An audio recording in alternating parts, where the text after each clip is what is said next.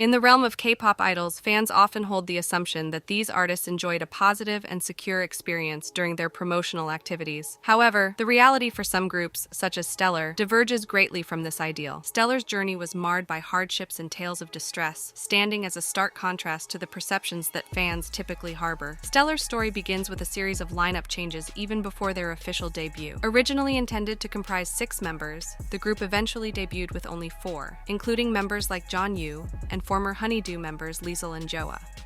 This group emerged as a collaboration between the entertainment companies Pascal and Shinhwa Eric, making their debut in August of 2011 with the single Rocket Girl. Unfortunately, this debut did not yield the success they hoped for, despite the attention garnered due to their association with Eric. While the spotlight was on them, it did not translate into significant sales. Consequently, Stellar's debut period was marred by a lack of recognition, particularly following the conclusion of their promotions for Rocket Girl. As if this were not challenging enough, lineup changes persisted, with Liesel and Joa leaving the group under enigmatic circumstances, leading to the introduction of Min and Hai. The first comeback with this new lineup, marked by the single UFO, met a similar fate to their debut.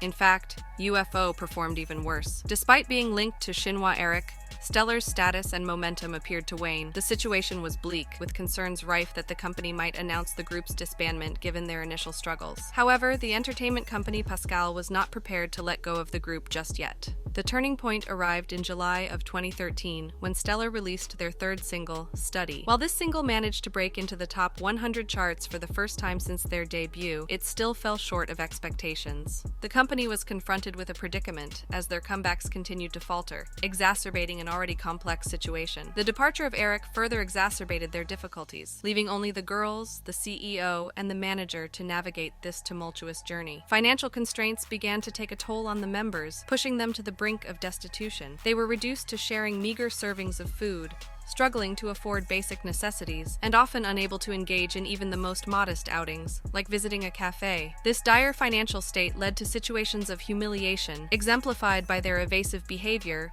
when encountering other celebrities' fans. The management and the team realized that a drastic change was necessary, recognizing that this was their last chance. Hence, they opted for a radical shift in their approach, steering away from their previously cute concepts and embracing a more provocative route. This marked a familiar path taken by several second-generation girl groups when their careers hung by a thread. Their fate hinged on the success or failure of their next venture. The transformation was significant, with Stellar shying away from their previous image and venturing into new territory. This was not your standard concept, yet it garnered the attention the company had sought. Though the attention was mostly negative, it still brought them into the spotlight. The reintroduction of the group was marked by the release of provocative teaser photos and an unusual interactive game on social media. This approach, however, stirred controversy and failed to resonate with audiences in the intended manner. The music video and choreography for their song Marionette were deemed excessive, sparking a wave of criticism for the group's apparent concept change. The comeback was a polarizing moment, but it proved effective in generating attention. Marionette emerged as their top-selling single, managing to climb the charts despite its divisive nature. Behind the scenes, the members' inexperience was glaringly apparent as they struggled to understand the references embedded in their performances. Innocuous scenes, such as drinking milk, were interpreted differently by the staff, leading to misconceptions and discomfort among the members. One instance even left a member emotionally scarred, highlighting the challenging environment they navigated. Despite the backlash, the attention garnered by Marionette proved valuable, and Stellar's trajectory continued, albeit with constant challenges. The subsequent release, Mask, saw them incorporate face masks into their concept, but the core issues remained. The company's control over their image and decisions intensified, imposing financial penalties on the members should they voice objections. Their struggle with financial woes persisted, as did their sense of powerlessness. The company maintained a tight grip on their actions, with the members finding themselves in a situation where compliance was their only option. As the group's career progressed, their financial struggles intensified, pushing the company to devise a new strategy to regain public interest. Enter the era of vibrato, during which desperation began to creep into Stellar's collective psyche. The group, which had previously experienced fleeting stardom, grappled with their own desperation. Ga Young revealed,